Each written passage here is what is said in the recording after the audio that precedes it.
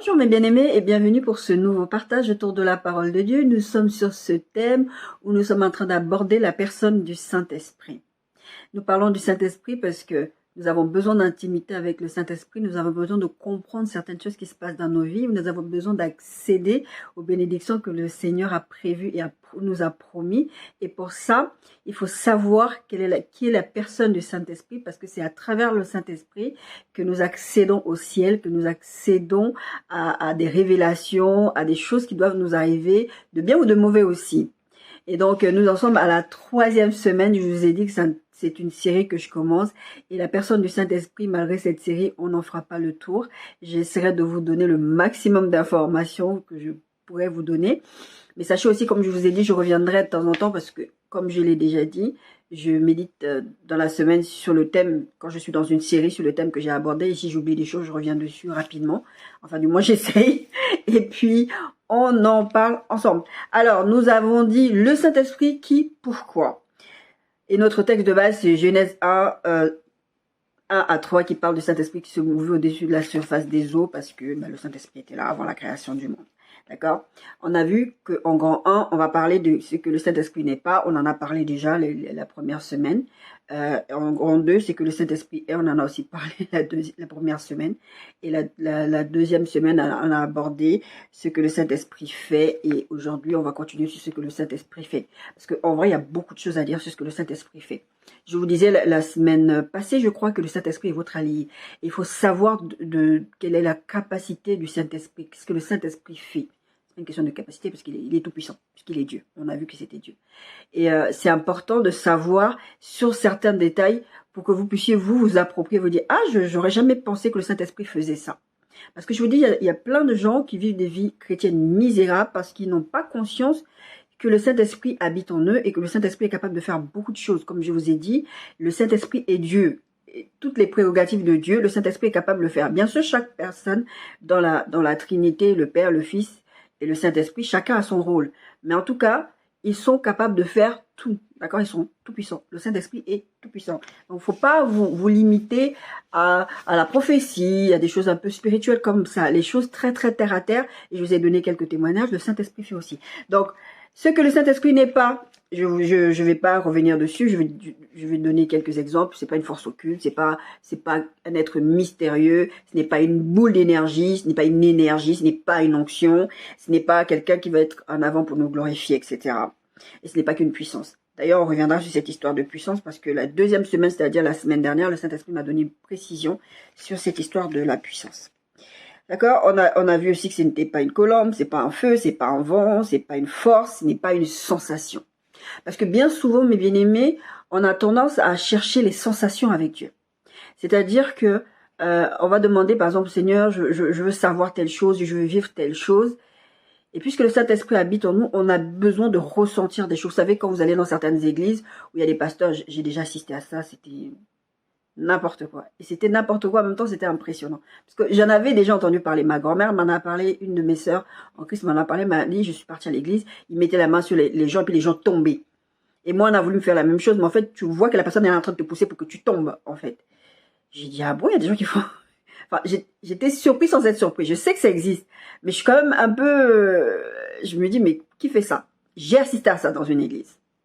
Je suis restée comme ça, j'étais choquée. J'ai dit, mais pourquoi les gens font ça?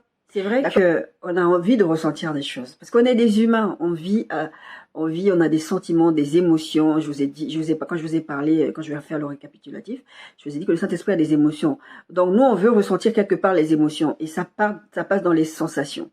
Ça fait partie des manifestations du Saint-Esprit. C'est pas vraiment, même si on en parle un tout petit peu dans ce thème-là, c'est pas vraiment, c'est un thème encore bien à part, les manifestations et les façons de communiquer du Saint-Esprit. C'est prévu aussi que je vous en parle.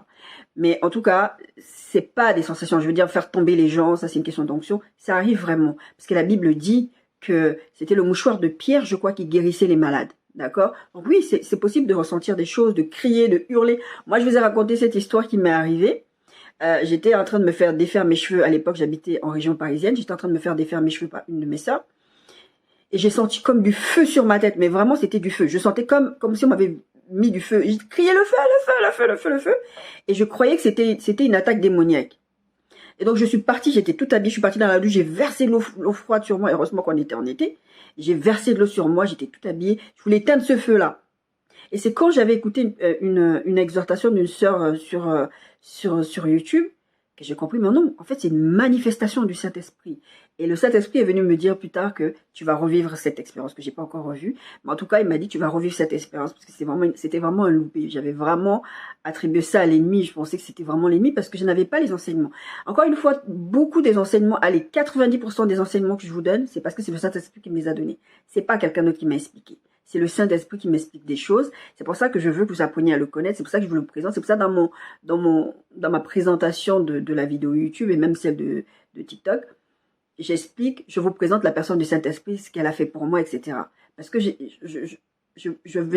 j'en parle à travers la parole de Dieu, mais j'en parle aussi à travers mon expérience. Donc c'est important de ne pas se limiter à le Saint-Esprit, il y a des sensations, etc. Non, le Saint-Esprit n'est pas ça, d'accord? En gros, donc on a dit ce que le Saint-Esprit n'est pas. Ce que le Saint-Esprit est, on a dit que c'était Dieu, avec tous les attributs de Dieu, pardon. Il y a quelque chose que je dois ajouter dans le fait qu'il est attribut de Dieu, c'est qu'il est Seigneur. Dans la partie 1 où je vous ai dit qu'il n'est pas un dictateur, mais dans la partie 2, vu qu'il est Dieu, il est Seigneur. Il règne, il doit régner. Quand le Saint-Esprit ne règne pas dans vos vies, je pense que c'était important de rajouter ça, parce que le Saint-Esprit a voulu que je rajoute ça. C'est pas un dictateur, certes, mais si vous voulez fonctionner avec lui, si vous voulez qu'il vous conduise au quotidien, comme on va le voir dans le récap, c'est vrai qu'on est en même temps dans le récap, en même temps dans les explications des choses dont j'ai pas parlé les 2 précédentes semaines. Mais en tout cas, ce qui est sûr, c'est qu'il est Seigneur. Vous pouvez pas dire, j'accepte Jésus-Christ comme Seigneur et Sauveur, parce que Jésus est Seigneur, Dieu est Seigneur, le Saint-Esprit est Seigneur. Et ça, il y a tout plein de versets qui en parlent dans la Bible. Je ne les ai pas sortis, mais je les ai lus cette semaine, parce que je vous ai déjà donné beaucoup de versets. En tout cas, si quelqu'un est Seigneur, d'ailleurs, il y a un message qui va venir dessus, sur Jésus Seigneur. Et c'est la même chose avec Dieu, c'est la même chose avec le Saint-Esprit. S'il est Seigneur, il règne. S'il règne, c'est lui qui vous dit où vous devez aller, parce que la Bible dit que vous êtes mort. D'accord? Vous êtes mort en Christ. Quand vous êtes mort, ça veut dire qu'il y a quelqu'un qui règne à votre place. Vous n'êtes plus vivant. Quand vous vous offusquez des choses, quand vous vivez certaines situations, vous dites « Ah non, mais moi, mon caractère, moi je suis comme ça, moi je suis comme ça. » Non, ça veut dire que vous régnez encore. Ça veut dire, il y a un message que le Saint-Esprit m'a mis à cœur, que j'ai pas encore partagé avec vous, dépose ta couronne. Je vous dis souvent, quand le Saint-Esprit me donne un message, la plupart du temps, ça me concerne d'abord moi. Parce qu'il y a des aspects dans ma vie où j'ai encore ma couronne sur la tête. Et il faut que je dépose ma couronne. La Bible dit, la Bible dit, humiliez-vous sous sa main puissante. Si vous voulez pas que Dieu lui-même il le fasse, si vous êtes ses enfants. Parce que en vrai, si vous n'êtes pas ses enfants, j'ai envie de dire, Dieu, il s'en fiche. Il vous aime, il veut vous attirer à lui, c'est le travail du Saint-Esprit. Mais il n'a pas besoin d'être le Seigneur de vous. Vous avez le libre choix, vous faites ce que vous voulez. Par contre, si vous dites, Jésus est Seigneur dans ma vie, le Saint-Esprit est roi, cet esprit, machin, tout ce que vous voulez, bah, il doit régner. De la même manière, il n'est pas un dictateur, mais en même temps, s'il est Seigneur, c'est lui qui règne. D'accord? Et c'est lui qui vous conduit normalement. C'est cette histoire dont parlait Jésus à propos des sarments. Vous devez porter du fruit, vous êtes des enfants de Dieu. Vous n'existez plus tellement en tant qu'individu seulement, puisque le Saint-Esprit habite en vous. D'accord?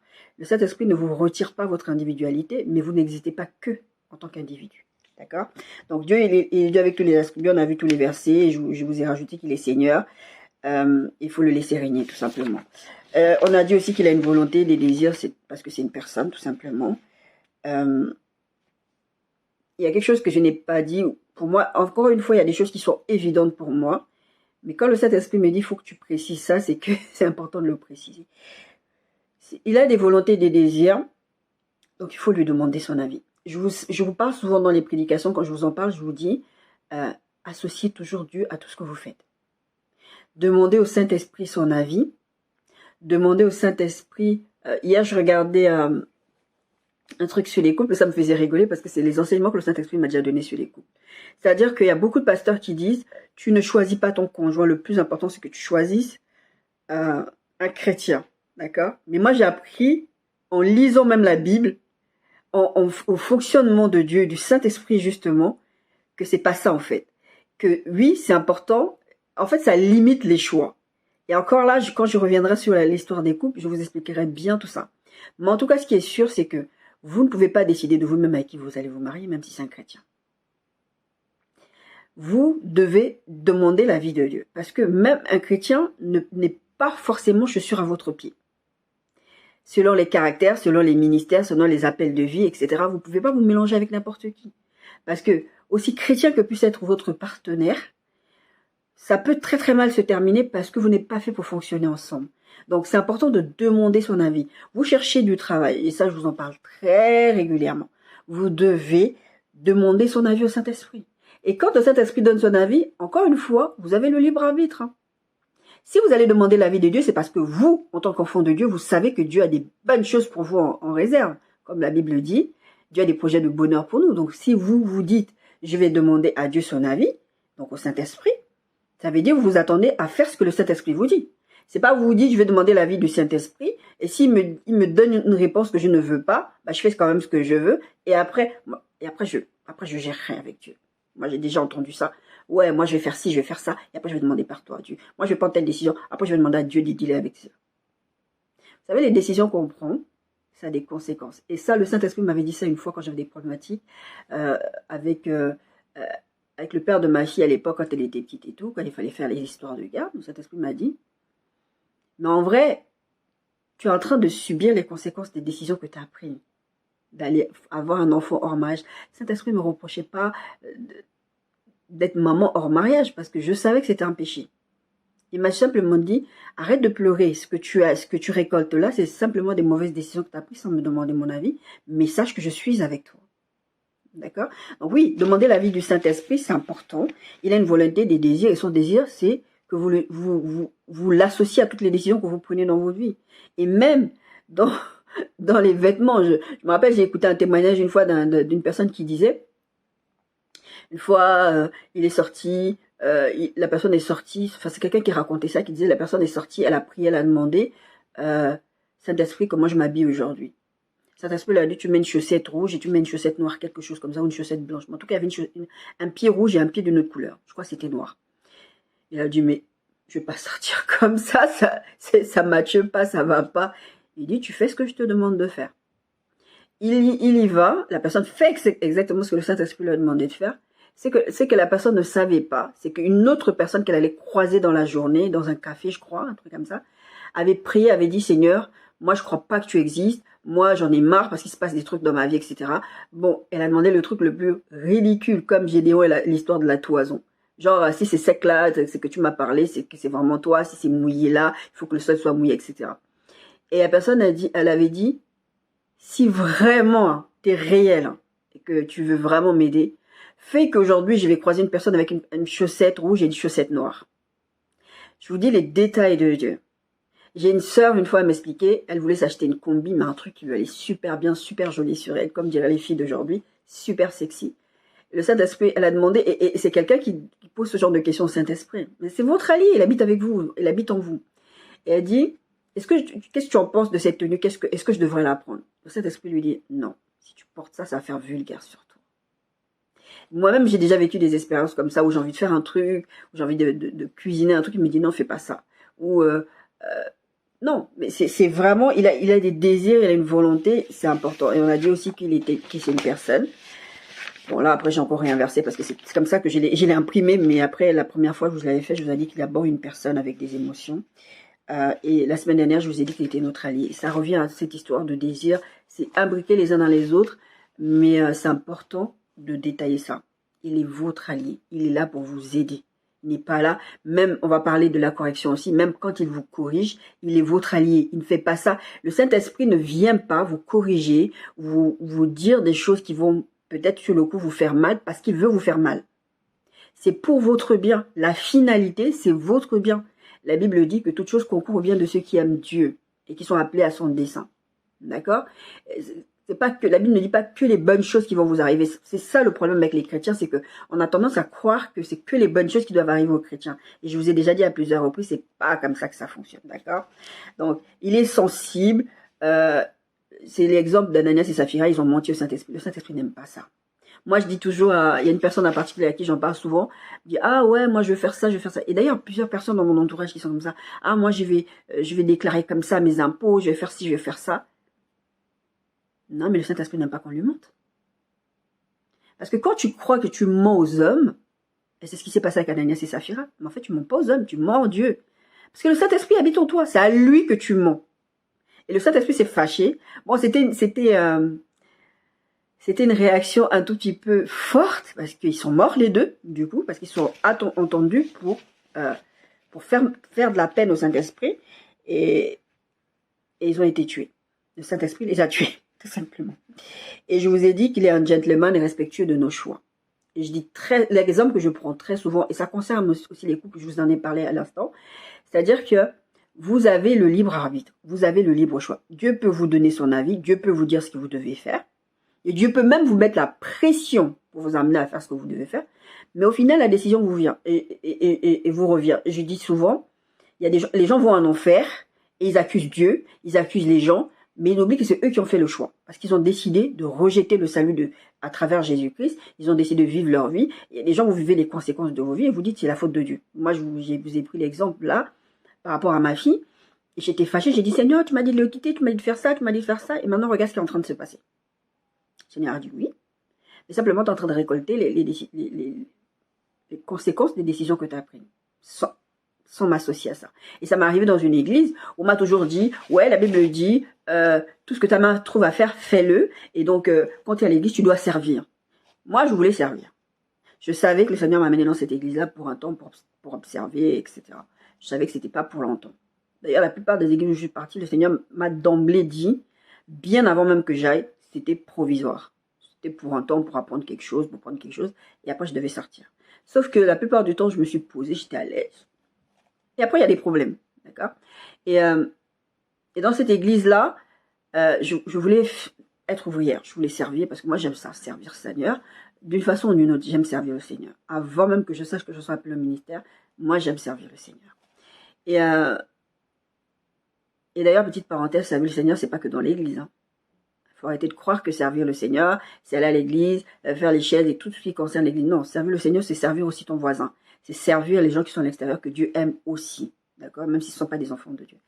Et donc, au bout d'un moment, j'ai dit, je veux servir, etc. Donc, ça a mis du temps entre le moment où j'ai dit que je voulais servir et le moment où on m'a effectivement appelé pour servir. Ça a mis plus de 6-9 mois, je crois, un truc comme ça. Moi, je pensais qu'ils avaient oublié, qu'ils m'avaient laissé tomber, Mais ce qui est bizarre, c'est que d'habitude, quand je dois aller dans une direction, quand je dois servir, quand je dois faire quelque chose, quand je veux faire un truc, je demande l'avis du Saint-Esprit. Je vous ai dit, là, il faut lui demander son avis. Et je ne lui avais pas demandé cette fois-ci. Et les personnes, quand on est parti à la réunion, j'ai parlé de ça, et elle a dit, non, mais c'est normal, tu dois servir, Dieu ne peut pas t'interdire. J'ai dit, par contre, ils m'ont dit ça pourquoi? Parce que je leur ai dit, par contre, il y a une chose que vous devez savoir sur moi, c'est que je vais d'abord aller prier, demander l'avis du Saint-Esprit. Et eux, ça les a étonnés parce que ma première réaction, c'était de demander de servir. Pourquoi je n'ai pas d'abord demandé au Saint-Esprit? En fait, logiquement, c'était à ça que ça revenait, mais c'est pas ce qu'ils m'ont dit. Eux, ils m'ont dit, ouais, si tu voulais... d'abord, au début, ils m'ont mis la pression en mode, non, tu es à l'église, tu sers. Je veux dire, la Bible dit, tout ce que ta main trouve à faire, fais-le. Et ça, c'est ce qu'on nous enseigne tout le temps. C'est pas forcément le cas. C'est pas pour dire que tout le monde doit faire comme moi. Peut-être que dans mon cas, moi, c'était comme ça, et dans d'autres cas, c'est comme ça. Il faut toujours être à l'écoute du Saint-Esprit. C'est pour ça qu'on est en train de parler du Saint-Esprit. Le truc, c'est l'intimité avec lui pour savoir ce qu'il attend de nous. C'est pas juste aller faire parce qu'on a envie de faire, même si ça concerne les choses de l'Église. L'apôtre Paul voulait aller prêcher, je ne sais plus trop où. La Bible dit que le Saint-Esprit les en a empêchés. Pourtant, ils n'allaient pas s'amuser, ils allaient prêcher, d'accord? Donc, ça a mal fini cette histoire.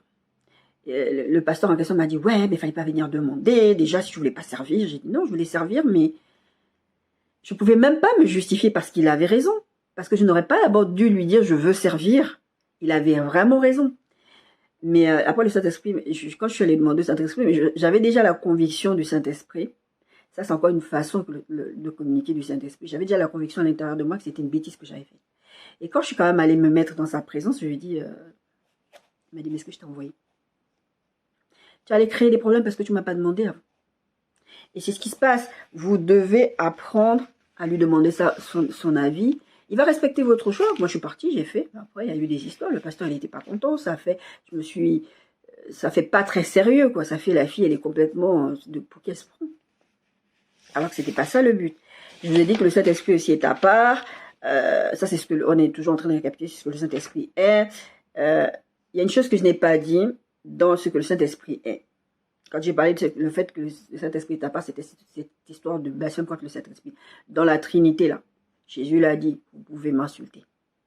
Le Saint-Esprit, là, vous ne pouvez pas blasphémer contre lui. Il est vraiment à part. C'est lui qui vous convainc de pécher. Vous ne pouvez pas vous amuser, on en a parlé, de l'attrister, en fait, de le rejeter. Quand vous rejetez le Saint-Esprit, vous rejetez la vie. D'accord? Il est vraiment à part. Et il y a une chose que je n'ai pas dit et que je rajoute, comme je vous dis, j'ai médité là-dessus, c'est un garde-fou. Quand tu es un enfant de Dieu, c'est pour ça que c'est important d'avoir déjà cette intimité avec lui, de l'avoir pour allié et de l'écouter, de lui demander son avis. Pourquoi? Parce qu'il va être votre garde-fou. Quand vous allez prendre des décisions qui vont à l'encontre de la volonté de Dieu, ou quand vous allez croire que Dieu est derrière quelque chose, le Saint-Esprit va vous reprendre. Et on en parlera dans l'histoire de la correction. Il va vous dire non. C'est-à-dire que moi, je sais que j'ai des comportements des fois avec des gens, avec une personne en particulier, et je sais qu'à chaque fois, le Saint-Esprit me remet sur les rails. Là, non. C'est vraiment un garde-fou, on parlera d'homme fort. C'est un garde-fou, il vous empêche d'aller dans les... Encore une fois, il vous empêche d'aller dans les directions parce que vous vous soumettez à sa seigneurie. D'accord? C'est un garde-fou. Et ensuite, on a commencé ce que le Saint-Esprit fait. Ça, je suis revenue sur ce que le Saint-Esprit est, ce que le Saint-Esprit n'est pas, ce que le Saint-Esprit est. Et là, on va reprendre sur ce que le Saint-Esprit fait. Et la première chose que je vous ai dit, c'est qu'il fait de nous des nouvelles créatures. Et je vous ai aussi dit qu'il nous restaure. Non, ça, par contre, je ne vous l'ai pas dit. Il nous rend capable de ressentir ce que Dieu ressent. Il y a une chose que je ne vous ai pas dit sur le fait qu'il nous rend capable de ressentir ce que Dieu ressent, c'est que je vous ai parlé plutôt de la peine de Dieu. C'est-à-dire quand on blesse le cœur de Dieu, quand on attriste le Saint-Esprit, des choses comme ça, le Saint-Esprit nous fait ressentir ça. Donc on va sentir la tristesse de Dieu. Le Saint-Esprit peut aussi nous faire ressentir les émotions d'autres personnes. Ça, c'est encore autre chose, mais en tout cas, il nous fait ressentir le cœur de Dieu. Ce que je n'ai pas précisé, parce que, encore une fois, il y a des choses, c'est logique dans ma tête, mais c'est pas logique pour tout le monde. Le Saint-Esprit peut vous montrer comment Dieu est fier de vous aussi. C'est aussi cette façon qu'il a de vous faire ressentir ce que Dieu ressent. Moi, je l'ai ressenti, je vous ai parlé, je ne sais pas si je vous en ai parlé sur la vidéo YouTube ou sur la vidéo TikTok, je ne sais plus. Mais en tout cas, je sais que dans un rêve, j'étais en train de faire, dans mon rêve, le Seigneur m'expliquait qu'il était fier de ce que j'étais en train de faire au niveau du ministère. Alors que moi, je me sens complètement à côté de la plaque la plupart du temps, surtout quand je regarde les vues au niveau des vidéos. Je me sens complètement à côté de la plaque. Mais le Saint-Esprit me rassure toujours. Voilà. Et aussi, j'ai donné cet exemple de parfum de bonne odeur. J'étais en période de jeûne, etc. Et j'ai commencé à sentir un parfum de fruits que je connaissais même pas. Je sais que ces fruits-là, je ne l'ai jamais senti. Mais ça sentait bon, ça embaumait ma chambre. Et le Saint-Esprit est en train, il m'a dit, j'ai dit, mais c'est quoi ça? Il me dira, c'est parce que je suis fière de toi. Tu es un parfum de bonne odeur. Pareil, j'avais senti une espèce de cendre, mais pas une cendre, pas cendre, genre cendre, c'était pas du café, mais c'était une odeur de brûlé, mais comme du café, mais je sais pas l'expliquer. Et au début, je me suis dit, tiens, j'ai dû verser parce que j'avais de la chicorée ce jour-là que j'avais versé dans ma cuisine. Je suis allée sentir l'odeur. J'ai dit, non, c'est pas l'odeur de la chicorée, c'est autre chose. Et le Saint-Esprit, pareil, m'a encore rappelé que j'étais un parfum de bonne odeur. Donc Dieu, le Saint-Esprit peut vous faire ressentir ce que Dieu ressent. D'ailleurs, c'est ce verset qui dit qu'ils sont les profondeurs même de Dieu. Donc il peut vous faire ressentir quand Dieu n'est pas content, ou quand Dieu est content aussi. D'accord? Vous le sentez. Des fois, c'est une conviction. Moi, il me l'a dit, et des fois aussi, il me l'a montré dans les rêves, d'accord? Donc, c'est important que vous viviez toutes ces expériences-là, que vous sachiez marcher avec lui, comme ça, vous allez vivre aussi ces expériences, ça va vous aider. Je veux dire, vous allez vivre tout un tas de choses, et vous serez moins embêtés parce que, ah, tiens, le Saint-Esprit, d'accord? Il nous restaure santé physique et mentale. Ça, j'en ai pas parlé, je l'avais pas noté, mais je l'ai noté dans la semaine. La guérison, Jésus l'a acquis à la croix. D'accord? Jésus a acquis la guérison à la croix. Mais sachez que le Saint-Esprit qui habite en vous va vous restaurer. Va restaurer votre santé physique. Vous allez accéder à la guérison par la puissance du Saint-Esprit. D'accord? vous allez accéder à la guérison physique, mentale, émotionnelle, tout. J'étais en dépression sévère pendant 5 ans ou plus. J'étais dans des institutions spécialisées, j'étais suivie de très près, j'attendais à mes jours très très très souvent. Et un jour, je me suis mise à genoux, j'ai dit, Seigneur, je sais que tu existes.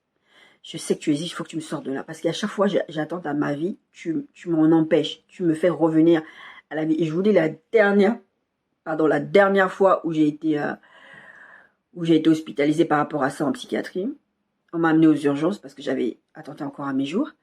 On m'a choquée. On m'a lavé l'estomac, on m'a choquée. Et je me suis réveillée, j'avais des brûlures, enfin j'avais des marques sur la poitrine. J'ai demandé c'est quoi, et ma gauche, il me faisait mal. On vous a tué madame, on vous a lavé l'estomac, on vous a lavé l'estomac, et voilà. Et ça m'avait tellement choqué. J'ai dit, mais à chaque fois que je fais ça, Seigneur m'en empêche. Et j'ai dit à un moment donné, tu veux pas que je meure, sors-moi de ça. J'avais que des idées de mort, je souffrais énormément. Moins de choses qui passaient, je disais toujours, dès qu'une mouche vole, c'est bon, j'étais pas bien. D'accord? Et ça, le jour où je me suis mise à genoux, j'ai dit, bon, ok, tu veux pas que je meure, je m'abandonne entre tes mains, fais de moi ce que tu veux. Et je vous assure, le Saint-Esprit n'a pas manqué de faire ce qu'il devait faire. Et quand j'ai arrêté les traitements, parce que je prenais des anxiolytiques, des antidépresseurs, des somnifères, des neuroleptiques, tout un tas de bêtises, c'est ça que j'utilisais en plus pour essayer de me faire du mal. Et j'ai perdu la mémoire, j'avais des effets secondaires, j'avais des syndromes qui se déclenchaient. Moi, j'étais un légume quand je vous dis. Le jour où j'ai fait cette prière, j'ai été délivrée de façon miraculeuse. Quand je suis allée voir mon psy, le psy qui me suivait, c'était un psychiatre. Hein.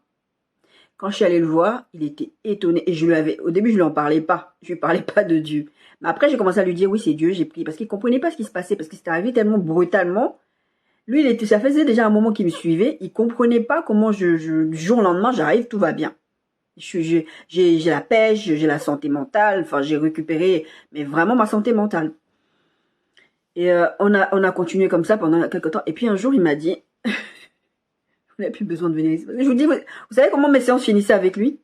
On arrive, lui, il me demandait comment je vais, comment j'ai passé la semaine, est-ce que ça va, etc. Je lui expliquais comment je passais mes semaines. C'était pas forcément que mes semaines, elles se passaient forcément bien, mais j'étais bien. Et à la fin, il m'a dit, bon, madame, c'est plus nécessaire que vous veniez ici. Vous êtes guérie, vous allez bien. D'accord? Vous allez bien, c'est pas la peine. À la fin, on regardait les photos, cette photo de famille avec ses enfants, les mariages de ses enfants. C'est ça qu'on faisait en séance. Il me demande comment je vais, comment j'ai passé la semaine. Voilà, et après, à la fin, bon, je payais pour ça. Par contre, avec le recul, je me dis quand même, c'était pas bien. Je payais 60 € par séance, même si après, j'étais remboursée par la sécurité sociale, mais quand même. Parce que moi, normalement, j'avais 2 séances par semaine à l'époque. Puis à un moment donné, on a espacé les séances parce qu'ils voyaient que j'en avais plus besoin jusqu'à ce qu'on a arrêté complètement. Ce qui s'est passé, ce que le Saint-Esprit a fait, je ne sais pas si on va en parler dans un des points, mais si ça fait partie d'un des points, je vous le dirai, mais je vous le dis là parce que j'y pense maintenant. Je prenais un médicament qui s'appelle la Dépacote. C'est de la dépakine, je crois. C'est une molécule. Quand vous prenez ça, on vous explique. Non, on ne vous explique pas. Parce qu'on vous prend ça parce que vous êtes bipolaire, machin, tout ça. Tous les diagnostics qui m'avaient sorti, moi, que j'étais bipolaire, tout ça. Ils vous sortent ça, mais ils ne vous disent pas quels sont les effets secondaires. Un des effets secondaires, c'est que j'avais perdu complètement ma mémoire. Ça fait que quand il y a des personnes de ma famille qui m'ont contacté des années après, je ne savais pas c'était qui. Des personnes que j'ai connues. On a grandi ensemble. Je pouvais parler avec quelqu'un, qui était ma petite sœur en l'occurrence. J'ai ce souvenir-là, il est très très vivace dans ma tête. Je parle avec elle. Je ne sais plus qui elle est. Mais d'un coup d'un seul, je ne sais plus qui elle est. Je panique. Et j'avais appris à mettre des mécanismes en place. C'est-à-dire quand je commençais une conversation avec quelqu'un, je disais, je peux perdre mes mots, je peux perdre mes phrases, je peux perdre la conversation. Et tu vas me voir dans mon regard que je suis complètement perdue. Et en fait, déjà, je ne me souviens même plus de qui tu es. Je ne me souviens même pas de quoi on était en train de parler. Mon cerveau faisait ça. Et j'ai perdu des pans et des pans entiers de ma mémoire. Ça, on ne te le dit pas. Ça, quand tu prends ces médicaments. Et quand je me suis rendu compte de ça, je suis allée voir le psy. J'ai dit, voilà, il se passe ça. J'ai ça comme effet secondaire. Et je pleurais, je me sentais pas bien. Là, j'avais déjà donné ma vie au Seigneur. Elle dit, mais madame, en fait, je ne sais pas si j'avais déjà donné ma vie au Seigneur ou pas. Parce que tous ces médicaments, de moi-même, j'avais essayé de les arrêter. Hein. J'avais essayé de les arrêter. Et quand le psy me disait que j'allais bien, c'est tout simplement parce que le Saint-Esprit m'avait dit, il faut que tu arrêtes les médicaments. Non, avant de me dire, je vais t'aider, il m'a dit, il faut que tu arrêtes les médicaments. Et je lui explique que j'ai essayé plusieurs fois, j'ai des effets secondaires de manque, des choses comme ça qui se passaient dans mon corps, et que je n'arrivais pas à arrêter. Il a dit non, parce qu'avant, tu as essayé toute seule. D'accord? Maintenant, moi, je vais t'aider à les arrêter, tu vas les arrêter. Et quand je les ai arrêtés, c'est comme ça que le psy a vu que j'allais bien. Mais en fait, je n'ai jamais dit au psy que j'avais arrêté de prendre les médicaments. Donc le psy, il va m'expliquer plus tard que quand je crois que je n'étais pas encore au Seigneur quand il m'a expliqué cette histoire, que ça avait ces genres d'effets secondaires. Il dit, mais madame, nous on est là pour gérer votre humeur, pour vous empêcher d'avoir des idées suicidaires, que ça ne marchait même pas en plus. Donc les effets secondaires de perte de mémoire et tous les autres trucs que vous avez comme les syndromes de Bastière, le fait d'être complètement comme un légume, à la limite, au moins ça vous empêche de faire des bêtises. Et je trouvais ça tellement écœurant, je dis, mais vous êtes censé soigner les gens, d'accord? Et ce qui s'est passé, c'est que, entre-temps, quand j'ai donné ma vie au Seigneur, j'ai commencé à marcher avec lui, j'ai dit, moi, je ne supportais pas la solitude.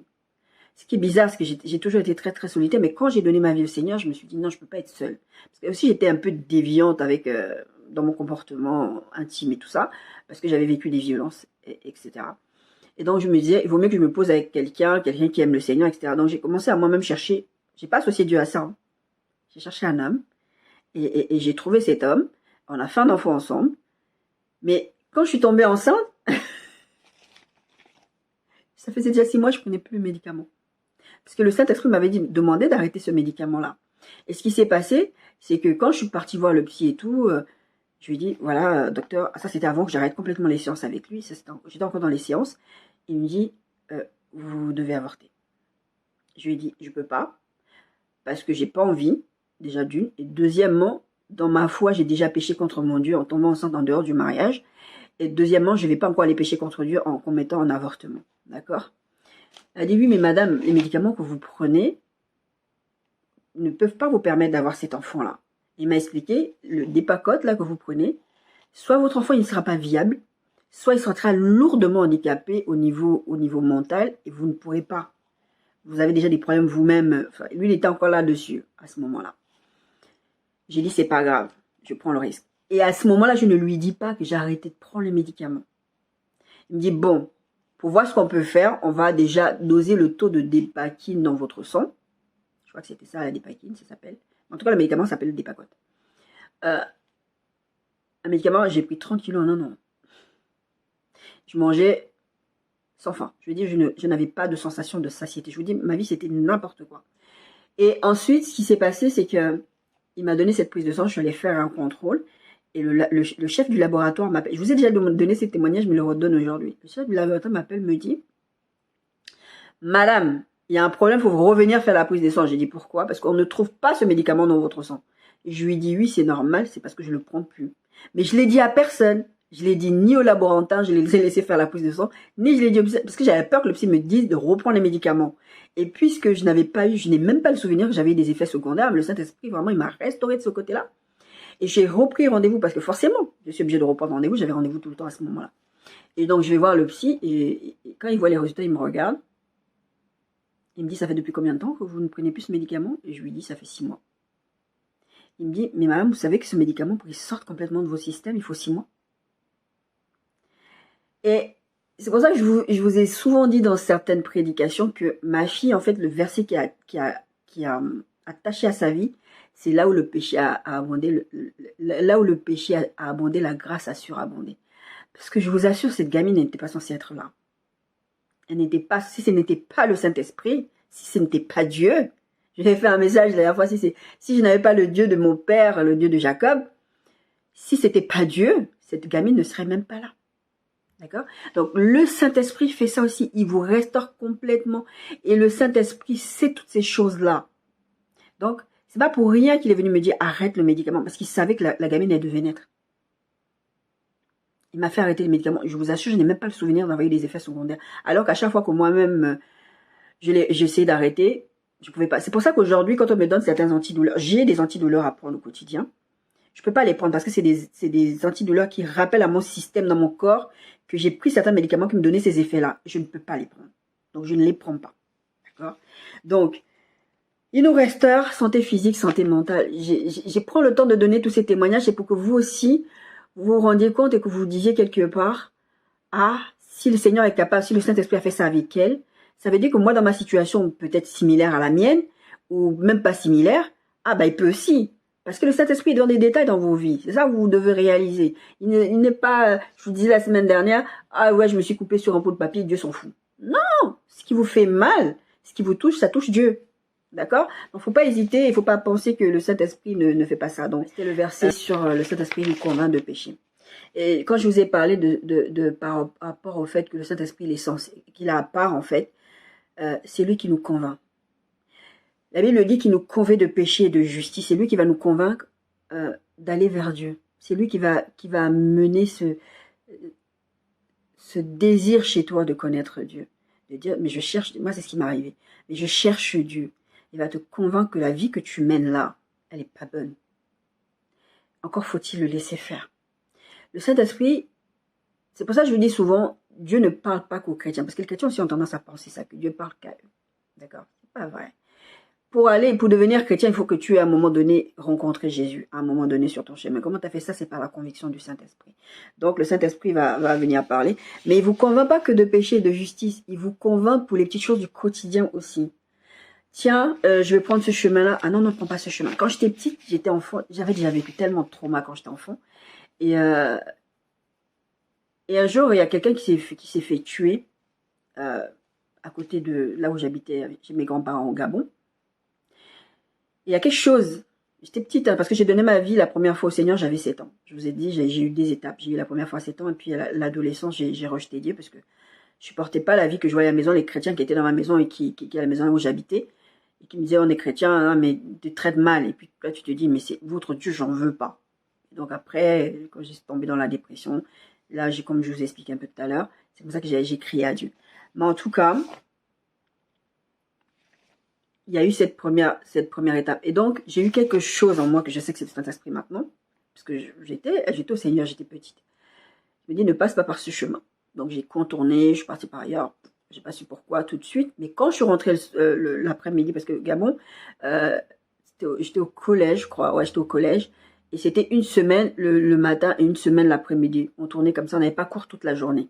On avait une semaine le matin, une semaine l'après-midi. Donc, moi, je partais cette semaine-là, je partais le matin. Et donc, quand je suis revenue l'après-midi, on m'a expliqué qu'il y avait un cadavre. En fait, il y avait quelqu'un qui s'était fait tuer la veille. Et son corps était resté là toute la nuit dehors. Et en fait, moi, comme j'étais partie tôt ce matin-là à l'école, bah, j'allais trouver le cadavre et ça allait me traumatiser. Quand je vous dis que le Saint-Esprit vous restaure, on va parler de la protection aussi, mais il protège aussi vos émotions. Ça, on va parler le point d'après. Il m'a empêché de voir ça. Et pareil, quand j'étais en région parisienne, avec les gamins, on voulait aller à un parc, pique-niquer, manger, etc. Et il y avait un parc à côté de là où on était, dans la cité où on habitait. Et j'ai pris les enfants, j'ai dit, on va y aller manger là-bas. Le Saint-Esprit m'a dit, non, vous allez dans l'autre grand parc qui nous faisait prendre le bus ou marcher. D'ailleurs, on ne prenait même pas le bus parce qu'on était tellement nombreux. J'avais tellement les enfants des uns et des autres. Ouais, j'avais déjà ma fille à cette époque-là. On est parti au parc des sports au lieu de partir à la géothermie qui était à côté de chez nous. Et quand on est rentré le soir, on a appris qu'il y avait eu une fusillade. Et j'ai posé des questions. La fusillade a eu lieu au moment où on était censé passer là. Ça, je donne cet exemple-là parce que je suis en train de me penser maintenant, mais ça fait partie de la protection divine. C'est-à-dire que le Saint-Esprit, encore une fois, est dans les détails. D'accord? Il est un lien entre le ciel et la terre. Je vous ai dit que le Saint-Esprit sonde les profondeurs de Dieu. Il fait le lien entre le ciel et la terre. Je ne sais pas si j'en ai parlé la semaine dernière, je m'en souviens même plus, parce que des fois, je réécoute les messages et cette semaine, j'ai pas vraiment eu le temps. Il nous aide au quotidien et il fait le lien entre le ciel et la terre, si je pense que je vous l'ai dit. Même pour éduquer les enfants. Il nous aide au quotidien, ça je vous l'ai dit la semaine dernière. Et là je rajoute même pour éduquer les enfants. Moi, il y a un message que j'étais censée faire à la fête des mères qui est passée, mais j'ai pas pu parce que j'étais sur une autre série. En tout cas, je vais essayer de la faire l'année en 2024 sur la fête des mères ou sur la fête des pères. En tout cas, je vais parler de ça. Les enfants de Dieu. Je dois vous dire un truc qui va peut-être vous intriguer, mais je dois quand même vous le dire. Le Saint-Esprit nous aide dans notre quotidien, même dans l'éducation des enfants. C'est-à-dire que vous êtes considérés par les lois de votre pays comme, par exemple, père célibataire, mère célibataire. Mais en vrai, vous n'êtes pas mère ou père célibataire. Parce que le Saint-Esprit vous aide à éduquer vos enfants. Moi, je réalise que si je n'avais pas eu l'assistance du Saint-Esprit pour l'éducation de ma fille, je ne sais pas comment j'allais faire. Parce que tout le monde, j'ai eu des réflexions, mais vraiment, mais pas des réflexions méchantes, hein, mais vraiment des gens qui m'ont dit, jusqu'à maintenant, hein, je veux dire, il y a quelques mois, je suis allée chez la dentiste, et la dentiste me disait, mais votre fille, elle est super bien éduquée. Je disais, ouais, après, elle a un tempérament, elle n'est pas méchante comme enfant non plus. Elle dit, non, non, par contre, il faut remettre les choses à leur place. Vous l'avez bien éduquée. Moi, il y a des moments où je craquais avec elle. Et le Saint-Esprit me disait, fais comme ça, parle comme ça. Quand elle a traversé des moments de colère, que ça à moi ou à d'autres personnes de son environnement, sa marraine par exemple, c'était, elle est en colère, pour telle raison. Le Saint-Esprit nous a aidés à chaque étape de la vie de cet enfant-là. Pourquoi? Parce qu'un jour, le Saint-Esprit m'a dit, c'est mon enfant, je te l'ai prêté. Donc à chaque fois qu'elle traversait un truc, et jusqu'à maintenant qu'elle traverse un truc, je dis au Saint-Esprit, toi tu as dit que c'est ton enfant, tu la gères. Ou tu me dis ce que je dois faire. D'accord? Donc le Saint-Esprit, je voulais quand même revenir sur cette précision-là parce que, encore une fois, c'est pour vous dire de quoi le Saint-Esprit est capable. C'est que on est dans cette partie 3. Je sais que je reviens sur beaucoup de choses. Je sais que le Saint-Esprit fait. Je sais qu'on a déjà vu toutes ces choses-là, mais je dois préciser quand même ça. C'est que le Saint-Esprit, il nous aide pour éduquer nos enfants. Il nous aide aussi à comprendre la Bible. Moi, je vous dis des fois, je vais vous parler de cette histoire de puissance. Des fois, je lis la Bible, je dis, mais pourquoi ça, c'est là? D'ailleurs, j'ai tenté de lire ma Bible, là. C'était hier, j'ai lu un texte. Je dis, mais c'est quoi ça? J'étais en train de me poser la question. Pour l'instant, j'ai pas eu la réponse, mais je sais que le Saint-Esprit va me donner la réponse. L'histoire de Myriam et Aaron, j'avais pas compris pourquoi Myriam avait eu la lèpre, oui, c'était ça. Pas Aaron. J'ai cherché, le Saint-Esprit m'a aidé à comprendre pourquoi. Donc, je dis toujours de lire la Bible à la lumière du Saint-Esprit. Ça, c'est important de dire ça, que le Saint-Esprit nous aide dans notre quotidien pour nos relations, nos façons de parler, de nous comporter. Ça, je vous l'ai dit la semaine dernière, avec nos patrons, etc. De parler avec les gens, de fonctionner avec vos voisins. Vous n'êtes pas obligé d'être fâché avec tout le monde. Après, il y a des moments où vous ne pouvez rien y faire. La Bible dit, tant que la paix dépend de vous, c'est à vous de faire. Mais quand ça ne dépend pas de vous, le Saint-Esprit va vous montrer comment vous comporter quand même, sans passer pour quelqu'un de... Parce que le but, ce n'est pas des... Enfin, il faut être un témoignage pour les gens. C'est toujours ça. Le but, c'est d'être un témoignage pour les gens. Parce que Élie, il disait ça, il a dit, est-ce que moi, vous m'avez vu faire quelque chose? Est-ce que j'ai pris quelque chose? J'ai pris de l'argent dans le ministère? Non, toi, tu es quelqu'un de vraiment intègre. Le prophète Élie. Il est parti en sachant qu'il n'avait volé personne là. Il avait un témoignage, d'accord? Les gens savaient ça. Je vous ai dit qu'il était notre réconfort et j'ai rajouté, il essuie nos larmes. Quand vous avez de la peine, le Saint-Esprit me disait, quand tu as de la peine, au lieu d'être te plaindre à tes soeurs, bon, c'était dans un contexte particulier, viens me parler à moi. Parce qu'il va me réconforter. Quand je pleure, je pleure dans les bras du Saint-Esprit. Il m'est arrivé une expérience, pas qu'une fois, mais au tout début, quand le Saint-Esprit me parlait de conjoint, j'étais pas bien. Ma soeur m'avait dit un truc, j'étais vraiment perturbée par rapport au futur. Non, c'est pas ça, tu te trompes. Et je commençais à pleurer dans les bras du Saint-Esprit. Et je me suis sentie comme flotter dans un nuage, comme dans un cocon. Et j'étais au téléphone avec le père de ma fille, je lui disais, oh, je ressens la présence du Saint-Esprit, la manifestation de la présence. Pourtant, le Saint-Esprit habite en moi, je vous disais tout à l'heure, on n'est pas là pour chercher les sensations. Mais là, c'est comme ça qu'il a voulu me rassurer, en me faisant sentir sa présence. Sa présence est manifeste à ce moment-là. J'ai senti, ça m'a rassuré, j'ai dit, ok, je suis pas en train de me tromper. Parce que c'était pas la première fois que je vivais une expérience où j'étais sûre que Dieu m'avait dit quelque chose et quelqu'un vient me dire autre chose et ça commence à me perturber. Je me dis, mais peut-être que la personne a raison parce que c'est des chrétiens aussi. Mais peut-être que la personne a raison et le Saint-Esprit me dit non, je t'ai donné une parole. Accroche-toi à cette parole. Après, quand je commence à être perturbée, pleurer, pas bien parce que je suis assez émotionnelle, je suis très très sensible aussi. Donc le Saint-Esprit va me couvrir de sa présence, me dire non, t'inquiète pas, continue à suivre, d'accord? Il essuie nos larmes, ça je vous en ai parlé, je vous ai donné les versets qui correspondent. Et aujourd'hui, on a quasiment fait toute une vidéo sur un résumé. Mais c'était important que je revienne sur ces trucs-là. Ce n'est pas une perte de temps. Ce que je suis en train de faire là, c'est pas une perte de temps. Et tous les témoignages que je vous donne, ce n'est pas une perte de temps. Pourquoi? Parce que c'est important que vous compariez à ce que vous viviez, que vous dites non, mais moi je vais vivre aussi ça. Parce qu'en tant qu'enfant de Dieu, le Saint-Esprit habite en vous. C'est important que vous puissiez avoir cette conscience-là, d'accord? Il nous avertit, il nous protège, nous révèle des choses. Ça, je vous ai donné l'exemple à l'instant. Il nous avertit. Moi, une des choses que le Saint-Esprit fait avec moi, par exemple, pour m'avertir, c'est par exemple dans les rêves, il va me montrer des serpents. quand c'est le côté mal, il va me montrer des serpents, il va me montrer que, fais attention, là où tu es en train d'aller, il y a des serpents. Je sais déjà que, Saint-Esprit me montre des fois littéralement les situations, tu vas t'embrouiller avec tel. Des fois, le Saint-Esprit me montre, ça m'est arrivé en vision, en rêve, en audio, c'est-à-dire que je suis comme ça, j'entends une conversation entre deux personnes qui me concerne pas, je suis même pas là, la personne à l'autre bout de la France ou à l'autre bout du monde, et j'entends la conversation, mais ça me concerne. Le Saint-Esprit me fait entendre cette conversation. Je vous ai dit, un des attributs de Dieu, c'est l'omniscience. Il est partout, l'omniprésence et l'omniscience. Il est partout à la fois et il sait tout. Ce que vous pensez, ce que vous n'avez même pas encore pensé, ce que vous allez penser, ce que vous allez faire. Et d'ailleurs, comment il s'appelle? Joab, je crois. Non, je sais pas Joab, je sais plus. Je vais chercher le texte. Il avait, quand le prophète, je sais plus c'est quel prophète qui est venu lui dire, Dieu avait envoyé, en fait, Dieu devait utiliser pour faire tomber Jézabel. Et à un moment donné, quand il va lui parler, il va le regarder, il va dire, ah, toi, tu vas faire du mal au peuple. Il avait ressenti le cœur de Dieu par rapport à cette personne. Il savait que Dieu allait l'utiliser comme un instrument, mais qu'après avoir fait la volonté de Dieu, il allait faire des choses mauvaises. Et c'est ce qui s'est réellement passé. D'accord? Il nous avertit. Vous allez voir beaucoup de textes dans la Bible qui parlent de divinement averti.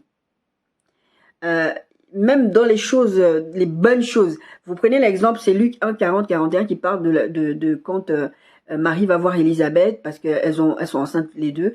Et la Bible dit que le Saint-Esprit remplit Élisabeth et l'enfant il tressaille de joie. Donc Jean-Baptiste qui est dans le ventre d'Élisabeth tressaille de joie parce qu'il sent la présence de Jésus dans le ventre de Marie. D'accord? Et là, là, Élisabeth commence à prophétiser, oui, ton enfant sera ceci, t'es la bienheureuse parmi les femmes, etc. Le Saint-Esprit la conforte dans cette parole, elle peut prophétiser à cause de ça.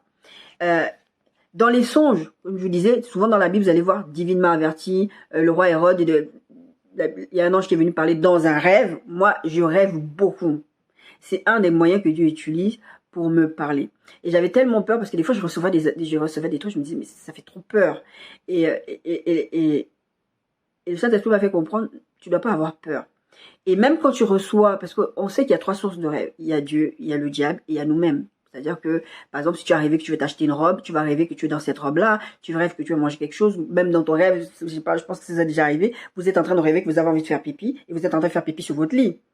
Donc ça arrive, ça c'est vous, Mais le Seigneur m'a expliqué quelque chose que personne ne m'avait jamais expliqué en me parlant des rêves, c'est que même quand le diable vient te parler dans les rêves, regarde ce qu'il est en train de faire dans les rêves. Regarde ce qu'il est en train de faire, tu vas comprendre la stratégie que Satan est en train de... Là où Satan est en train de t'attaquer. Et moi, je vous ai parlé des attaques que j'ai vécues du diable déjà plusieurs reprises. Il m'attaquait sur mon futur conjoint. Parce qu'en fait, plus je me rapproche de Dieu, plus je cherche l'intimité avec Dieu. Et Dieu me dit, voilà, c'est bien, c'est ça que je veux que tu fasses parce que la proximité de la réalisation de la promesse que je t'ai faite au niveau du mariage est en train de s'approcher. C'est là que le diable vient me proposer des choses. Ou quand il voit que ce qu'il me propose, je ne prends pas, il va essayer de m'effrayer. Et le Saint-Esprit m'avait expliqué, quand il fait ça, regarde ce qu'il fait. Des fois, vous allez voir, vous allez rêver que vous perdez de l'argent. Bon, des fois, c'est Dieu qui vous prévient que vous allez perdre de l'argent, d'accord? Mais il y a des fois où c'est le diable qui vient vraiment vous parler. Les rêves du diable, je vous ferai une série sur les rêves. Je vous expliquerai tout ça bien. Je sais pas quand est-ce que je vais la faire. Il faut que je m'y attelle vraiment. Il y a beaucoup de choses à dire sur les rêves. Mais en tout cas, toujours est-il que le diable va venir vous dire, parler d'argent. Je parle bien quand c'est le diable qui fait ça. C'est parce qu'il est en train d'attaquer vos finances. Et quand Dieu le laisse venir vous montrer ça, c'est pas parce que Dieu ne vous aime pas. Moi, je connais quelqu'un qui dit, ouais, machin, je vis ça, je me fais attaquer dans mon sommeil. Moi-même, j'ai vécu cette expérience. Et on a l'impression que c'est mauvais. Non, en fait, faut comprendre que si Dieu laisse le diable venir t'attaquer dans ton sommeil, venir te montrer des choses dans ton sommeil pour te faire peur, ton corps va avoir peur parce que ton corps réagit à la peur. Mais ton esprit, puisque ton esprit est régénéré par le Saint-Esprit, tu réalises. Moi, je sais que souvent, quand je vis ces expériences-là dans mon sommeil, je discute en même temps avec le Saint-Esprit. N'aie pas peur. Regarde ça. Regarde bien. Observe cette scène-là. Observe ce qui se passe là. Observe. Et c'est ce qui se passe. C'est parce qu'il veut me montrer la stratégie de Satan. Ouais, ça peut être sur le couple, les enfants. Ouais, j'ai rêvé que je n'allais plus avoir, je peux pas avoir d'enfants. La Bible dit, il n'y aura pas de femme stérile, il n'y aura pas de femme qui avorte. Tu sais que ça ne vient pas de Dieu. Dieu n'est pas sur le négativisme là. D'accord? Il y a des choses, vous attribuez ça à Dieu. Ça, je vous disais, le Saint-Esprit est sensible. Vous attribuez ça à Dieu, mais en fait, c'est le diable qui est en train de venir vous attaquer sur votre identité d'enfant de Dieu et sur les promesses que Dieu a faites pour vous. Et même là, je dis, et même là, quand le diable vient vous montrer des choses comme ça, sachez que c'est la façon que Dieu a choisi de vous montrer sa stratégie. Donc, il nous avertit, il nous protège, il nous révèle des choses. Je vous ai donné l'exemple. Et il nous révèle des choses sur les gens pour nous éloigner de certaines personnes. Il y a cette phrase que je vous ai sortie il n'y a pas longtemps, qui a tourné beaucoup dans les réseaux sociaux. Vous faites la prière, Seigneur, éloigne-nous de mal, et puis il y a quelqu'un qui de votre vie qui était toxique. Déjà, des fois, même vous-même, quand vous êtes avec les gens toxiques, vous ne vous rendez même pas compte que ces personnes-là sont toxiques. Mais c'est la prière, la réponse à votre prière, Seigneur, éloigne-nous de mal, et Dieu vous a éloigné de cette personne. L'autre truc, c'est que vous aimez tellement cette personne-là que vous ne voulez pas relâcher. Moi, j'ai vécu plusieurs fois de cette expérience. Je ne voulais pas relâcher, je voulais. Mais lâche-la faire. D'accord. Une fois aussi, pour parler d'avertissement, une fois, en fait, quand j'étais en région parisienne, c'est en plein milieu de la nuit. J'ai un sommeil très très limité la nuit, parce que je suis censée prier la nuit, tout simplement. Et c'est pas toujours que je le fais. Des fois, je suis fatiguée, je dis, Seigneur, pourquoi je dors pas? Et en région parisienne, il y avait une petite voisine de l'immeuble d'à côté, en fait. Mais en fait, les immeubles étaient tellement collés que tu pouvais entendre ce qui se passait dans l'immeuble d'à côté. Et c'était une fille qui était dans la classe de Julien. Elle avait un serpent. Cette fille, elle avait un serpent. Et un peu au milieu que je suis dans la nuit, j'ai une sensation comme, ferme tes fenêtres, le serpent, il va rentrer chez toi. Après, j'ai dit, ah, et si le serpent est rentré chez moi? Je le verbalise. Je dis, ah.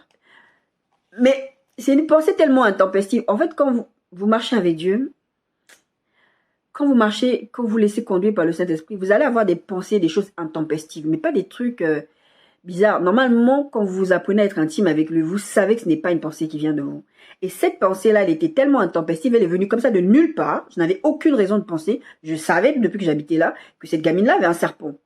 Je ne sais même plus c'était quoi comme serpent. Et je comprends même pas pourquoi les gens, ils élèvent des serpents dans des immeubles et les gens ne sont même pas au courant. Bref, parenthèse. Et j'ai dit, ah ok, parce que moi, en fait, comme c'était l'été, et là-bas, c'était en région parisienne, l'été, c'est suffocant. Il fait super chaud. Donc, j'ouvrais mes fenêtres, même la nuit. Je baissais juste un tout petit peu les volets. Je les laissais légèrement ouverts pour laisser quand même rentrer l'air. Et je suis partie faire le lave-vaisselle. Après, je crois que je suis allée prier, je ne sais plus. Mais le Saint-Esprit me dit d'aller fermer mes fenêtres et fermer mes volets. Je suis partie, j'ai fermé, je dis ok. Le lendemain matin, vu que ma fille et moi, on passait beaucoup de temps, on parlait ensemble, on priait, on parlait des choses de Dieu ensemble. Le lendemain, je lui raconte, je lui dis, ah, cette nuit, j'ai eu une pensée qui est venue comme ça, et puis j'ai fermé les fenêtres. Elle me dit, ah bon? Elle est partie à l'école. Et quand elle est partie à l'école, la camarade de classe en question lui dit, oh, je suis triste et tout. Elle lui dit, mais pourquoi tu es triste? J'ai perdu mon serpent. J'ai perdu. Ah, ma fille, elle dit quoi? Et ma fille, elle la regarde, elle se rappelle de ce que je lui ai dit le matin avant d'aller à l'école. Elle dit, à quelle heure? Parce que c'était à 3h du matin, 3h et quelques. À quelle heure t'as perdu ton serpent? Et la fille lui donne l'heure exacte que je lui ai donnée à ma fille. Et ma fille a dit, ma mère, la nuit, elle a eu cette parole qu'il fallait qu'elle ferme les fenêtres parce qu'il y a un serpent qui s'était échappé. Quand ma fille est rentrée le midi, parce que vu que l'école était à 200, 300, moins de 500 mètres de la maison, elle est partie elle-même toute seule. C'était vraiment très peu de temps avant de venir ici. Je crois qu'elle était... elle était en CM2. Je crois qu'elle est... Oui, c'était ça. Elle était encore en CM2. Parce qu'après, elle était en 6e. Et la 6e, en fait, elle a fait même pas la moitié d'un trimestre. Après, on est venu en Bretagne. Et c'était en CM2, ça. Et c'était l'été. Ouais, c'était l'été. C'était bientôt la fin de l'école. Et elle me dit, maman, le serpent, il s'était vraiment échappé. Et je lui dis, mais elle a retrouvé son serpent. Non, elle a pas... Je restais mes fenêtres fermées parce que le Seigneur a dit de fermer les fenêtres. Je m'en fiche, je surveille. Quand je suis pas dans une pièce, je ferme l'autre pièce et quand je suis dans ma cuisine, j'ouvre parce que je sais que je peux surveiller. Jusqu'à ce que la petite dise à ma fille, ah, j'ai fini par retrouver le serpent. Mais comment ta mère l'a su? Et ma fille lui a dit, elle l'a su parce que Dieu lui a dit. Donc, il va vous avertir. Tout ce que je vous donne comme témoignage, c'est pas pour vous impressionner, vous dire, ah, je vis des expériences super naturelles, extra-naturelles, ou je ne sais pas comment on dit. Extraordinaire, surnaturel avec Dieu. Le surnaturel au chrétien, lambda, doit vivre dans le surnaturel de Dieu. Le surnaturel, c'est pas juste les guérisons miraculeuses, mais des trucs comme ça. Vous n'avez aucun moyen de savoir quoi que ce soit. Le Seigneur va vous le dire. Et des fois, ça vous concerne vous, des fois, ça concerne d'autres personnes. Le Seigneur peut venir vous parler de quelqu'un. Moi, ça m'arrive, le Seigneur me dit d'aller dire à quelqu'un de ma famille, elle va avoir un bébé, qu'elle va perdre ce bébé. Bon, des fois, quand je reçois des informations comme ça, les dire, je dis, j'ai pas envie d'aller dire ça. D'accord? Il nous avertit, nous, oui, mais il peut nous donner le message pour aller avertir les autres. Mon oncle, le Seigneur m'avait envoyé à lui ça m'avait choqué lui dire de sortir de l'impudicité. Et une autre personne de ma famille aussi. J'ai dit, Seigneur. Par contre, là, l'autre personne, j'ai dit au Seigneur, Seigneur, moi-même, je suis dedans, je suis en train de lutter contre ça. Tu vas pas me demander. Après, il m'a dit, je te demande pas ton avis, là. Jésus est Seigneur, le Saint-Esprit est Seigneur. Il ne demande pas ton avis. Si tu veux marcher avec lui, tu dois le laisser régner. Il te dit, va dire à la personne que sort de l'impudicité. Il ne dit pas ça pour toi. Moi-même, des fois, je voulais arrêter de prêcher ici. J'ai dit au Seigneur, je vais arrêter, c'est pas normal, je me sens hypocrite, etc. Vous me voyez là, je suis en train de vous prêcher, vous donner des erreurs, mais vous ne savez pas ce que je vis derrière. Enfin, il y a des personnes qui regardent, qui savent. Je voulais pas, je voulais arrêter, je n'en pouvais plus. Le Seigneur m'a dit, mais c'est moi qui t'ai appelé, je te connais, je te demande de faire un truc, tu le fais. Toi et moi, on se gère. D'accord? C'est pour ça que j'ai vraiment cette difficulté avec les chrétiens qui ont tendance à taper les autres sur la tête en disant, ouais, tu fais des péchés, tu es un péché, tu es un péché, tu es un péché. Et c'est pas pour encourager le péché. Tu peux aller reprendre ton frère, la Bible dit, mais dans l'amour. Est-ce que la personne a besoin de savoir qu'il a fait un péché, il va aller en enfer et tout ça? D'ailleurs, il va même pas aller en enfer. Ça se trouve, c'est même toi qui vas aller en enfer. À force de vouloir juger, de critiquer les autres. 1 Corinthiens 2, 9, 12. Mais comme il est écrit, ce sont des choses que l'œil n'a point vues, que l'oreille n'a point entendues et qui ne sont pas montées au cœur de l'homme, des choses que Dieu a préparées pour ceux qui l'aiment. Des choses que Dieu a préparées pour ceux qui l'aiment. Dieu nous les a révélées par l'Esprit, car l'Esprit sont tout même les profondeurs de Dieu. On est dans cette partie qui dit que Dieu nous avertit, nous protège, nous révèle des choses. Lesquels des hommes en effet connaissent les choses de l'homme si ce n'est l'Esprit de l'homme qui est en lui. De même, personne ne connaît les choses de Dieu si ce n'est l'Esprit de Dieu. Or, nous n'avons pas reçu l'Esprit du monde, mais l'Esprit qui vient de Dieu, afin que nous connaissions les choses que Dieu nous a données par sa grâce. Ça peut être les visions, ça peut être les rêves, ça peut même, le Seigneur peut utiliser quelqu'un. Ça m'est déjà arrivé que le Seigneur m'utilise comme ça. Moi, j'ai aucune idée, je suis en train de parler. Ça m'est arrivé dans une réunion de prière dans une église où j'allais à Paris, une méga church, avant de venir en Bretagne. Je me mettais à parler, on était dans une réunion comme ça. Je me mettais à parler, je parlais de mon passé, de ce que j'avais vécu. Mais je sais pas, en fait, ça sort, je parlais, et à l'intérieur de moi, j'ai dit, mais pourquoi je parle de ça? Pourquoi je parle de ça? Je n'arrive pas à m'arrêter, Et je comprenais pas pourquoi le flot ne voulait pas s'arrêter. C'est comme s'il y a quelque chose qui m'empêchait de me taire, en fait. Et après, je vois une fille à côté de moi, elle me regarde, elle commence à pleurer, et elle me dit, t'es arrivé ces choses? Je dis oui. Et cette fille me raconte qu'elle était violentée par son père, parce que, enfin, ça n'a rien à voir avec la religion. Hein. En tout cas, elle était dans l'autre religion. Et son père l'a violentée sexuellement, il abusait d'elle, et il ne voulait pas qu'elle devienne chrétienne, etc. Donc elle avait peur de sa foi, elle avait peur, elle n'arrivait pas à marcher. Et quand elle m'a entendu parler de ça, et quand elle me voyait moi, comment j'étais, elle dit, alors c'est possible. Et cette fille, c'est vraiment ce genre de personnes qui sont dans votre vie pour une saison. Ou du moins, moi, j'étais dans sa vie pour une saison. Pour l'encourager, et après, elle a réussi à se sortir de l'emprise de son père par l'aide du Saint-Esprit encore. Et elle a pu marcher avec Dieu. Je ne sais pas où elle en est aujourd'hui, mais je sais qu'aux dernières nouvelles, elle s'était mise avec quelqu'un. Je crois qu'elle était dans l'étape du mariage, elle s'était fait baptiser, etc. Le Saint-Esprit voulait aussi la consoler. Donc, le Saint-Esprit m'a utilisé pour aller l'avertir, lui donner des messages. Donc, c'est sorti comme ça. Donc, ça se peut aussi que le Saint-Esprit vous utilise pour aller avertir, révéler des choses aux gens. Parce qu'il y a des gens, c'est pas forcément qu'ils sont pas réveillés spirituellement. Des fois, ils n'arrivent pas... Ils n'arrivent pas à comprendre le Saint-Esprit, ce que le Saint-Esprit est en train de te dire, ou par rapport à l'interprétation des rêves, c'est ce que Joseph faisait, et Daniel aussi. Et moi, ça m'arrive d'interpréter des rêves. Bon, maintenant, je le fais moins souvent parce que les personnes pour qui j'interprétais les rêves ne me racontent plus leurs rêves, ou je suis plus trop en contact, donc je n'interprète plus des rêves. Mais je sais que comme ça m'arrive, je vais faire un rêve, et je vais tout de suite comprendre de quoi il s'agit. Même si le rêve est biscornu. Genre, je ne comprends pas, c'est trop bizarre. Le Saint-Esprit me révèle ce que ça veut dire le rêve. Et des fois, le Saint-Esprit ne me révèle pas. Il faut que je fasse des puzzles avec Dieu pour dire qu'est-ce que tu veux dire. Bon, ça représente ça. Est-ce que tu es d'accord? Et le Saint-Esprit me dit oui ou non. D'accord? Le Saint-Esprit peut vous utiliser pour interpréter les rêves. Parce que dans les rêves, Dieu peut vous avertir. Dieu peut vous protéger. Et vous pouvez recevoir la guérison aussi dans les rêves. Moi, j'ai déjà vécu ce genre d'expérience. Dieu vous montre dans un rêve que vous êtes guéri. Vous allez avoir un enfant, plein de choses comme ça. Donc, il vous révèle. Le Seigneur m'a révélé mon futur conjoint, ma vie future, le ministère, par rêve. Ça, c'est les choses que l'Esprit de Dieu fait. Il vous révèle des choses. Acte 11, 28, l'un de nous nommé Agabus se leva et annonça par l'Esprit qu'il y avait une grande famine sur toute la terre. Elle arriva en effet sous Claude. Famine, ce qui s'était passé au niveau de la pandémie, le Seigneur me l'avait révélé avant. J'avais pas mis sur les réseaux sociaux à l'époque, comme je l'ai dit à plusieurs reprises, c'est que j'avais peur qu'on me juge, j'avais peur qu'on me dise pour qui elle se prenne, tout ça. Alors que le Seigneur m'avait dit, va dire. Par contre, c'est pas un truc que j'ai noté dans mon cahier, je l'ai gardé dans mon cahier, je l'ai dit à personne. Non. Il y a des personnes il y a un petit groupe autour de moi, proche de moi. Quand je fais certains rêves très spécifiques, pardon, je vais leur raconter. D'accord? Donc, ces personnes-là savent, elles sont dépositaires de ce que le Seigneur a dit. Il y a des choses que le Seigneur m'a dit ne dis pas, donc je ne dis pas. Mais les choses quand le Seigneur me dit va dire, ou quand le Seigneur ne m'interdit pas d'aller dire, bah, je vais le dire. Donc, les gens savent, l'histoire de la pandémie, je savais qu'il y avait un vaccin, ça, je le savais. Je savais, avant même qu'on parle de pandémie, le Seigneur m'avait parlé de pandémie dans mon rêve. Bon, par contre, dans ce rêve, il y a quelque chose que j'ai vu que je ne sais pas à quoi ça correspondait. J'avais vu des chars. Après, je me suis dit, peut-être la guerre en Ukraine. Bon, pour l'instant, j'ai pas eu la conviction que c'était l'histoire de la guerre en Ukraine. Ce qui s'est passé au Gabon, le Seigneur me l'avait révélé. Je l'ai mis sur plusieurs de mes réseaux sociaux, TikTok en l'occurrence. Le Seigneur m'a révélé ce qui allait se passer au Gabon, que le Gabon, ça allait aller mieux, etc., etc. D'accord? Donc, même les maladies, même les trucs, le Seigneur va révéler, d'accord? Parce que la Bible dit que Dieu ne laisse pas quelque chose arriver sur la terre, c'est ce qu'il a dit à ses amis les prophètes. Vous pouvez être le propre prophète de votre vie.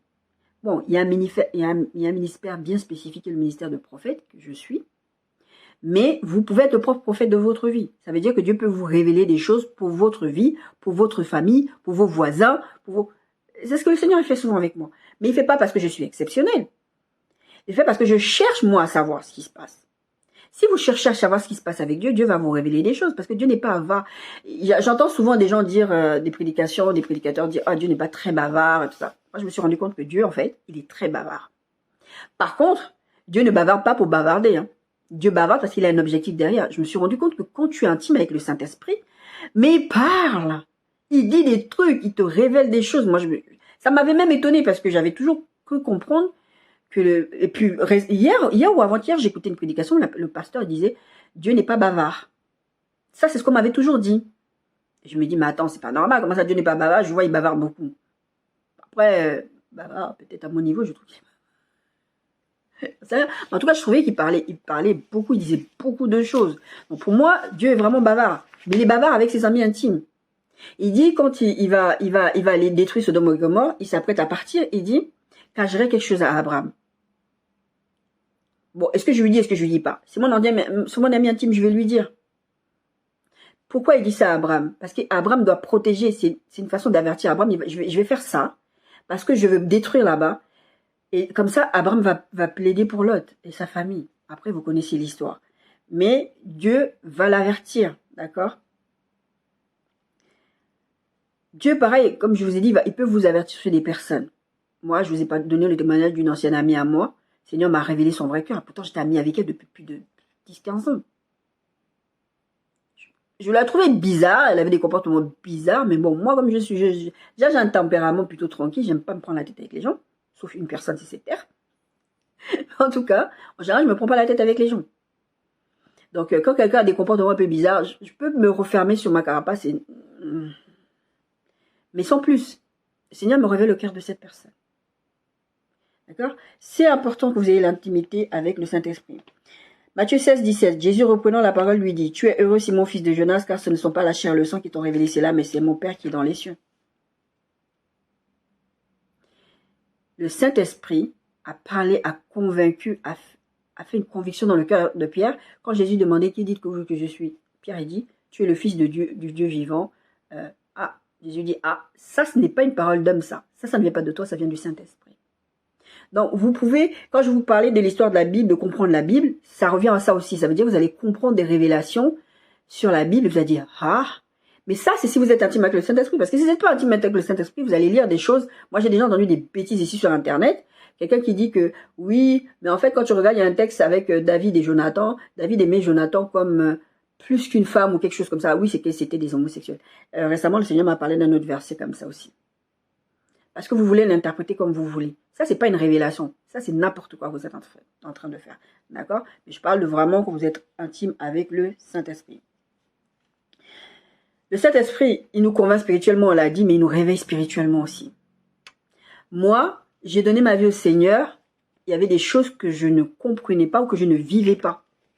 Mais à un moment donné, il y a cette histoire de renouvellement enfin, vous êtes tout de suite généré dans votre esprit, mais vous pouvez dormir.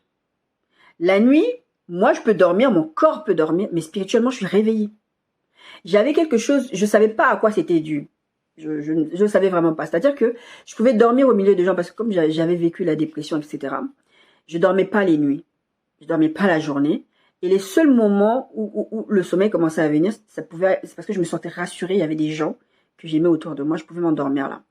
Mais c'est-à-dire que les gens parlaient, ils avaient des conversations. J'étais endormie. J'étais vraiment profondément endormie. Mais j'entendais tout ce qui se passait. J'étais réveillée spirituellement. Et quand quelqu'un disait, je me rappelle, cette ancienne amie avait dit ça une fois comme ça, mais elle dort comme ça au milieu de gens. Vous allez m'entendre des fois, je dors pas. Alors que je dors. J'entends ce que vous dites. Et à l'époque, je crois que je n'avais même pas dit je dors pas. J'ai dit j'entends ce que vous dites. Et tu pouvais avoir une conversation avec moi. Toi, tu es réveillé, tu es bien réveillé, tu me parles. Moi, je suis en train de dormir, mon corps dort, mais je te parle. J'ai cette conversation. Et quand je me réveille, je me souviens très bien de ce qui s'est passé. Souvent, quand je discute avec les gens, quand je témoigne de l'amour de Dieu, quand j'essaie d'évangéliser les gens, etc. Mais comment tu fais pour te souvenir de tes rêves? Moi, j'entends souvent des gens dire, moi, je ne me souviens pas de mes rêves. Allez demander au Seigneur. Ah, moi, je ne rêve jamais. Non. Scientifiquement, il est prouvé qu'on rêve tous. On rêve tous. C'est juste que on ne se souvient pas. Moi, quand je me réveille le matin, je prends mon truc, j'enregistre. Des fois, j'ai juste une sensation que j'ai rêvé de quelque chose. Mais en tout cas, le Saint-Esprit me réveille spirituellement de sorte que je sais, ah, j'ai rêvé de ça. Des fois, c'est même pas toute la scène dont je me rappelle, mais ça, c'est lié aussi à mon état spirituel du moment. Ces derniers temps, j'avais une petite problématique spirituelle, donc j'ai dit, ok, on va retourner à la montagne, hein, on va se remettre dans les jeûnes et prières, et effectivement, je sais que ça va aller mieux, et voilà. Donc, il vous réveille spirituellement. Il bouleverse aussi votre entendement. On est toujours dans cette partie 3 à la suite. Il y a beaucoup de choses à dire sur ce que le Saint-Esprit fait. Il bouleverse votre entendement.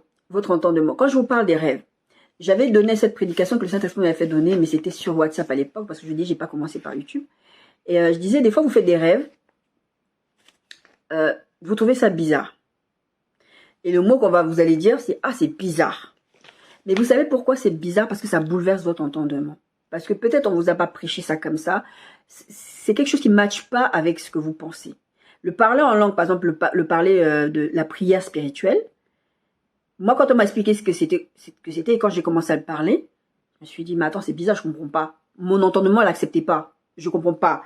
Et je suis là, non. Ananias, quand le Saint-Esprit est allé lui parler, il lui a dit, oui, c'était Ananias. Il lui a dit, voilà, mon serviteur Paul, maintenant, je l'ai raconté sur la vie de Ananias, il a dit, attends.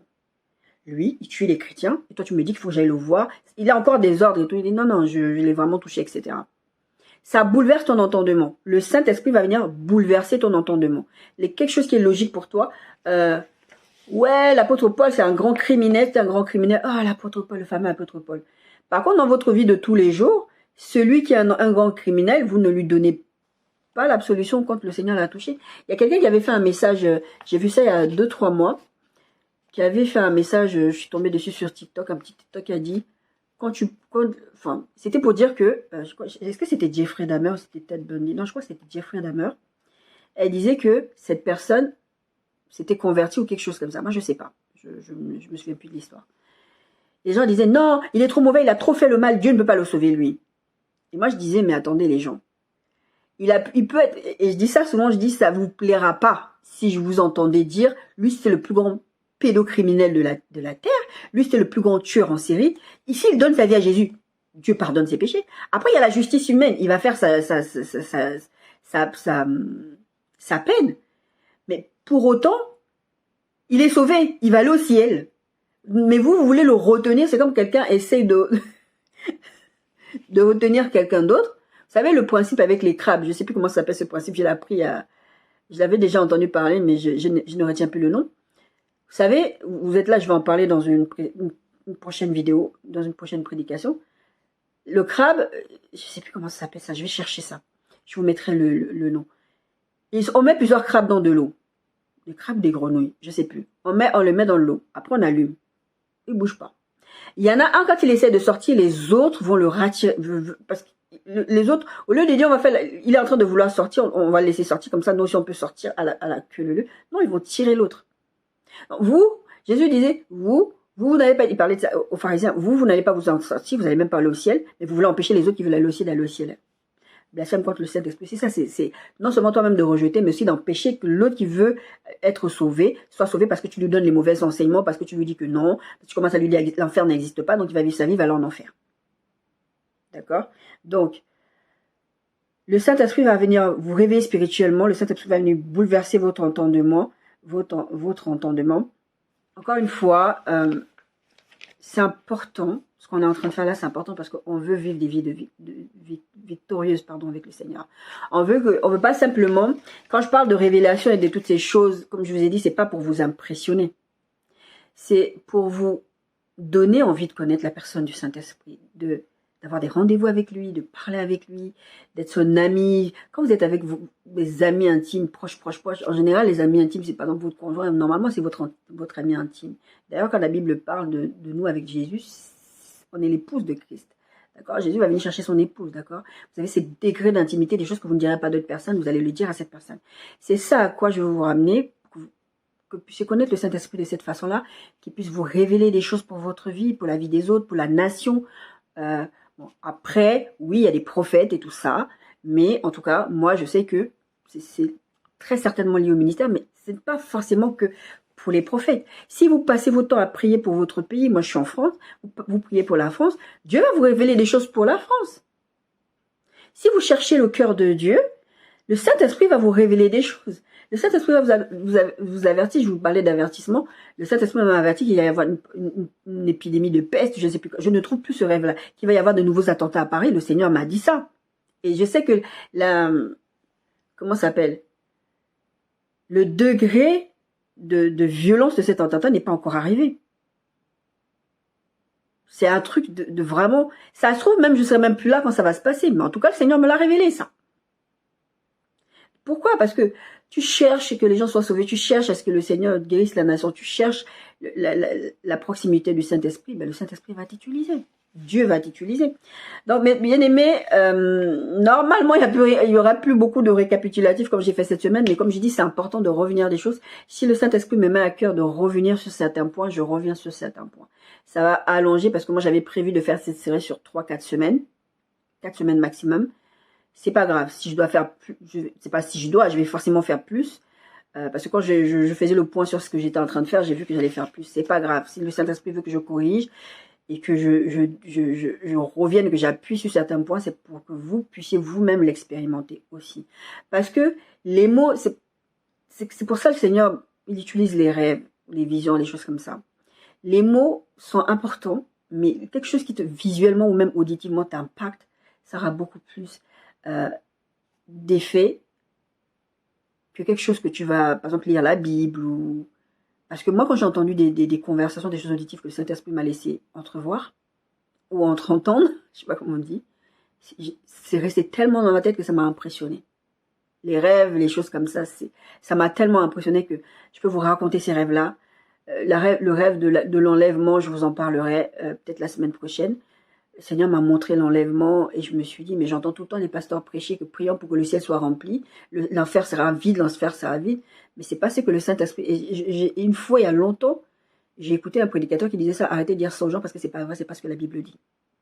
Effectivement, la Bible dit que l'amour d'un grand homme se refroidira. Ça veut pas dire qu'on ne va pas prier, qu'on ne doit pas exhorter les gens, mais l'enfer ne sera pas, le ciel ne sera pas aussi rempli que ce qu'on voit sur la terre. Et ça, c'est malheureux. D'accord? Et bien évidemment, on s'arrête là pour aujourd'hui. On va reprendre la partie 3 la semaine prochaine. Il nous rend capable de faire ce que Dieu attend de nous. Ça, c'est vraiment un sujet, je veux pas le bâcler là. Donc, je veux vraiment vous parler de ça parce que c'est important. Il ne faut pas que vous croyez que vous servez Dieu et que vous devez vous débrouiller par vous-même. Et c'est pour ça que je vous prends les exemples quand je vous parle de ma vie à moi, que je vous dis, le Seigneur me dit, voilà, je vais t'utiliser. C'est pas vous n'avez pas la capacité de faire les choses de Dieu sans Dieu. Soyez bénis.